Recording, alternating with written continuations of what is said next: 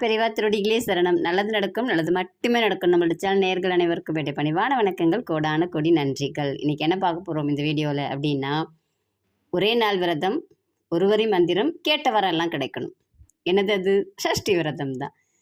6 நாள் இருந்திருப்பீங்க, ஒரு சிலர்லாம் இருந்திருக்க முடியாது, ரொம்ப கஷ்டப்பட்டிருப்பாங்க, என்னால் இருக்க முடியாதுன்னு. அப்படி கஷ்டப்பட்ட அத்தனை பேருக்கும் ஒரு வரப்பிரசாதம் அப்படிங்கிறது தான் ஒரே நாள் விரதம். அன்றைக்கி நம்ம என்ன செய்யணும் அப்படின்னா, நீங்கள் காலைல எழுந்துச்சி குளிச்சிருங்க, முடிஞ்சால் முருகர் கோயிலுக்கு போயிட்டு வாங்க. என்னால் போக முடியாதுன்னா ஒன்றும் பிரச்சனை இல்லை, நீங்கள் வீட்டிலே இருக்கலாம். ஏன்னா நிறைய கமிட்மெண்ட்ஸ்லாம் இருக்குது, எனக்கு கொஞ்சம் உடம்பு சரியில்லை, இல்லை வெளியில் போக முடியாது அப்படின்னு இருக்கிறவங்கெல்லாம் நீங்கள் ஃபீல் பண்ணவே வேணாம். முருகப்பெருமானை நினச்சி நீங்கள் வீட்டிலே செய்யலாம் அவ்வளவையும். காலைல குளிச்சிருங்க, முருகப்பெருமானுக்கு உங்களால் என்ன முடியுமோ அதை செஞ்சு அவருக்கு படைங்க. இல்லை பால் பழம் வச்சு படைச்சிருங்க. அன்றைக்கி நீங்கள் அதே சாப்பிடுங்க. அன்றைக்கி சாயந்தரம் வரைக்கும் நீங்கள் விரதம் இருங்க. 3 வேலையுமே இருக்கிற மாதிரி தான் அது கணக்கு. நீங்கள் சாயந்தரம் வரைக்கும் அன்றைக்கி விரதம் இருங்க. நீங்கள் பால் பழம் சாப்பிட்டுக்கலாம், அவங்கவுங்களுடைய உடல்நிலையை பொறுத்தது. ரொம்ப கஷ்டமாக இருக்கணும் அப்படின்லாம் முருகப்பெருமான் நம்மக்கிட்ட எதிர்பார்க்கவே மாட்டார். நம்ம செய்யறது நம்மளுடைய தேவைகளுக்காக தான். முருகப்பெருமான் நம்மள்கிட்ட அந்த மாதிரிலாம் கஷ்டப்படுத்த மாட்டார். 3 வேலையுமே இருந்துட்டு சாயந்தரம் சூரசம்ஹாரம் பார்த்துருங்க. உங்கள் வீட்டுக்கு பக்கத்தில் இருக்கிற கோயிலில் போய் பார்க்க முடியும்னா பாருங்கள். இல்லையா, வீட்டில் இருந்தே அழகாக திருச்செந்தூர் முருகப்பெருமானுடையது எல்லா டிவிலையும் லைவ் டெலிகாஸ்ட்டு போகும்.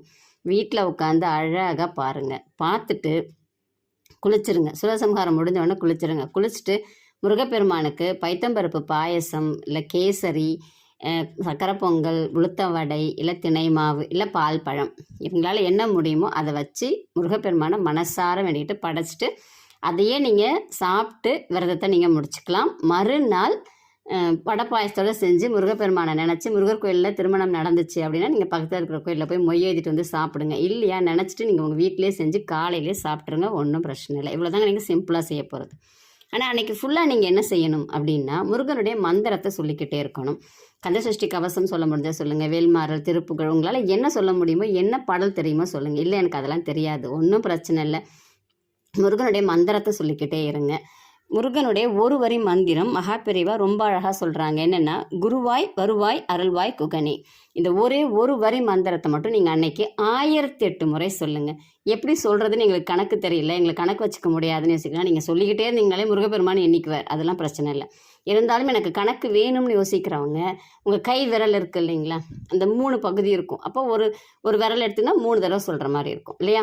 அப்போ நீங்கள் 15 முறை சொல்லிடுவீங்க அந்த கை விரலில் ஒரு தடவைக்கு. இதே மாதிரி நீங்கள் 7 தடவை சொன்னீங்கன்னா 105 வந்துடும். கூட ஒரு 3 சொன்னீங்கன்னா 108. ஸோ ஒரு கை விரலை வச்சே நீங்கள் 108 தடவை சொல்லிடலாம். இதே மாதிரி 10 தடவை சொன்னீங்கன்னா முடிஞ்சிடுச்சு. ரொம்ப எளிமையான வழி இது. நீங்கள் இதையே பண்ணி சொல்லலாம். பெரியவன் என்ன சொல்கிறாங்கன்னா, குருவாய் வருவாய். வருவாய் அப்படிங்கிறது முருகப்பெருமானை கூப்பிடுறதுக்கும் நம்ம சொல்கிறோம். எனக்கு வருவாயை கொடு, வருமானத்துக்குரிய வழியை கொடு அப்படின்னு சொல்லி நம்ம கேட்கறதுக்கும் சொல்கிறோம். அடுத்து அருள்வாய் அப்படின்னு சொல்கிறோம். அருள்வாய்னா எல்லாமே அருளக்கூடியவர், நமக்கு அவருடைய அன்பையும் பாசத்தையும் அருளையும் கொடுக்கக்கூடியவர். அதனால் குருவாய் வருவாய் அருள்வாய் குகனே, இந்த ஒரே ஒரு வரி போதும் அப்படின்னு சொல்லிட்டு பெரியவா ரொம்ப எளிமையாக சொல்கிறாங்க. எல்லாருக்குமானது, எல்லாராலையும் சொல்ல முடியாது. அவங்க ஆஃபீஸில் உட்காந்து சொல்லலாம், வீட்டில் உட்காந்து சொல்லலாம், வெளியில் போகும்போது சொல்லலாம், நடந்துக்கிட்டே சொல்லலாம். உங்களால் எப்பப்பெல்லாம் சொல்ல முடியுமோ சொல்லலாம். இதெல்லாம் எங்களுக்கு வராதுங்க, ஒன்றும் பிரச்சனை இல்லை. ஓம் சரவண பவன் சொல்லுங்கள், கந்தா போற்றி, கடம்பா போற்றி, கதவேலா போற்றி, கார்த்திகையா போட்டின்னு சொல்லுங்கள். ஓம் சரவண பவன் உட்காந்து உங்களால் முடிஞ்ச வரைக்கும் நோட்டில் எழுதுங்க. நீங்கள் கணக்கு வச்சுலாம் எழுதணும் இல்லை, எவ்வளோ எழுத முடியுமோ அன்றைக்கி ஃபுல்லாக எழுதுங்க. சொல்லிக்கிட்டே இருங்க அன்றைக்கி முருகனுடைய நாமத்தை. இல்லை முருகா முருகா முருகா முருகான்னு சொல்லிக்கிட்டே இருங்க. இல்லை ஒரு எளிமையான பாடல், நமக்கு வரக்கூடிய அத்தனை துன்பங்களையும் போக்கக்கூடியது.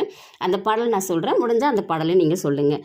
நாள் என் செய்யும் வினைதான் என் செய்யும், என்னை நாடி வந்த கோல் என் செய்யும், கொடுங்கூற்றென் செய்யும், குமரேசர் இரு தாளும் சிலம்பும் சதங்கையும் தண்டையும் சண்முகம் தோளும் கடம்பும் எனக்கு முன்னே வந்து தோன்றிடினே. அத்தனை கோள்களும் ஒன்றுமே செய்யாது முருகப்பெருமான். நம்ம அத்தனை கோள்களை பார்த்து தான் பயப்படுறோம். இந்த ஒரே ஒரு பாடலை கூட உங்களால் சொல்ல முடிஞ்சிச்சு அப்படின்னா நீங்கள் சொல்லிக்கிட்டே இருங்க.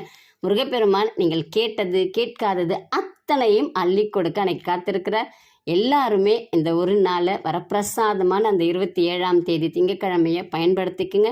நன்றி, வணக்கம், நல்லதே நடக்கும்.